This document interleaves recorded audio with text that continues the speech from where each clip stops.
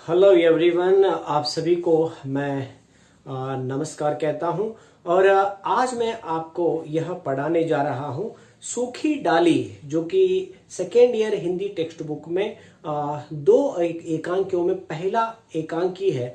इस एकांकी के जो 1 अंक के प्रश्न और 5 अंक के लिए जो प्रश्न आएंगे, उन प्रश्नों के उत्तर मैं आपको आज इस वीडियो में बताऊंगा। तो चलिए सबसे पहले इस एकांकी के 1 अंक के जो प्रश्न आएंगे उनको हम एक एक करके देखते जाएंगे। 1 अंक के लिए जो प्रश्न आएंगे उनको एक एक करके मैं आपके सामने बोलता जाऊंगा और यहाँ पर दिखाता जाऊंगा, ताकि आप आसानी से देखकर और सुनकर इन प्रश्नों के उत्तर लिख सके। तो 1 अंक के लिए आने वाले प्रश्नों में से पहला प्रश्न है कि मिश्रानी को किसने काम से हटा दिया। मिश्रानी को किसने काम से हटा दिया। मिश्रानी को बेला ने काम से हटा दिया। मिश्रानी को बेला ने काम से हटा दिया। मिश्रानी कितने वर्षों से मूलराज के परिवार में काम कर रही थी। मिश्रानी कितने वर्षों से मूलराज के परिवार में काम कर रही थी। मिश्रानी 10 वर्षों से मूलराज के परिवार में काम कर रही थी। मिश्रानी 10 वर्षों से मूलराज के परिवार में काम कर रही थी। तीसरा प्रश्न, नौकरों से काम लेने के लिए क्या होनी चाहिए। नौकरों से काम लेने के लिए तमीज होनी चाहिए। नौकरों से काम लेने के लिए तमीज होनी चाहिए। और चौथा प्रश्न आपके सामने, हंसी के मारे मर जाने की बात कौन कहती है। इसका उत्तर है, हंसी के मारे मर जाने की बात मंजली बहू कहती है। हंसी के मारे मर जाने की बात मंजली बहू कहती है। 5वां प्रश्न, हर बात पर अपने मायके की तारीफ कौन करती रहती है। तो इसका जवाब है, हर बात पर अपने मायके की तारीफ बेला यानी छोटी बहू करती रहती है। हर बात पर अपने मायके की तारीफ बेला यानी छोटी बहू करती रहती है। 6th क्वेश्चन आपके सामने, दादाजी का छोटा पोता परेश किस पद पर था। दादाजी का छोटा पोता परेश तहसीलदार के पद पर था। दादाजी का छोटा पोता परेश तहसीलदार के पद पर था। और 7वां प्रश्न आपके सामने, मलमल के धान और अबरों को परेश किसके पास नहीं ले जा रहे थे। मलमल के धान और अबरों को परेश किसके पास नहीं लेकर जाते। मलमल के धान और अबरों को परेश दादाजी के पास नहीं लेके जाते। किसके पास नहीं लेके जाते। दादाजी के पास नहीं लेके जाते। मूलराज के मंझले बेटे का नाम लिखिए। तो मूलराज के मंझले बेटे यानी सेकंड बेटे का नाम लिखिए। मूलराज के मंझले बेटे का नाम करमचंद। मूलराज के मंझले बेटे का नाम करमचंद। और उसके बाद 9th जो क्वेश्चन है, 9वां प्रश्न इस प्रकार है, दादाजी के अनुसार उनका परिवार किस पेड़ के समान है।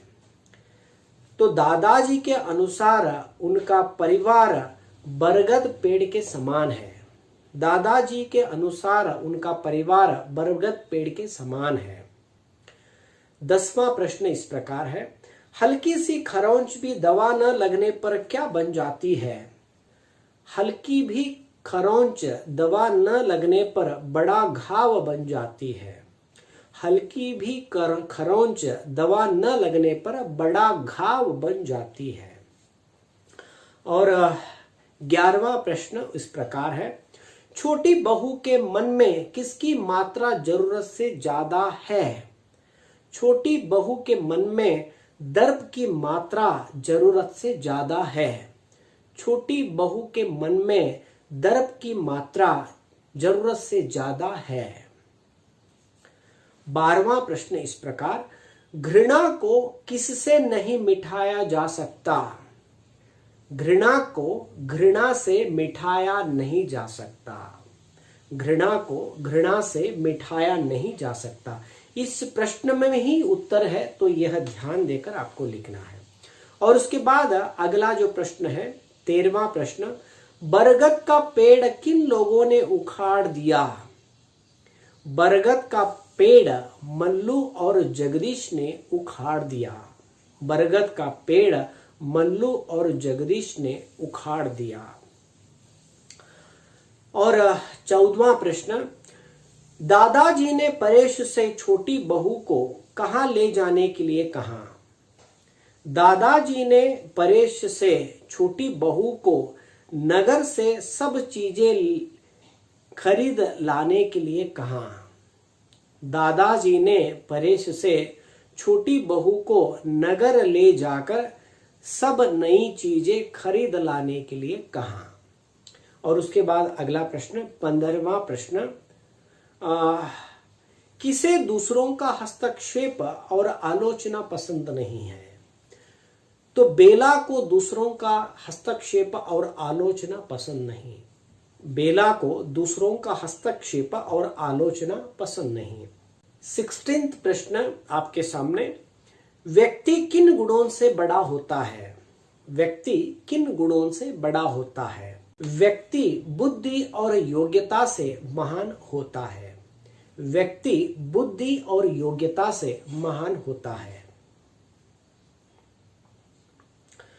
पेड़ की छाया को बढ़ाने का काम कौन करती है?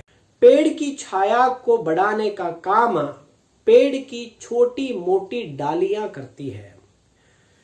पेड़ की छाया को बढ़ाने का काम पेड़ की छोटी मोटी डालियां करती है। तो उसके बाद 18वां प्रश्न आपके सामने, दादाजी को किस कल्पना से सिहरन होने लगती है? दादाजी को पेड़ से अलग होने वाली डाली के बारे में कल्पना करने के बाद सिहरन होती है। दादाजी को पेड़ से अलग होने वाली डाली की कल्पना करने के बाद सिहरन होती है। तो उसके बाद 19वां प्रश्न आपके सामने, बरगद के पेड़ की कहानी किनका निर्माण करती है?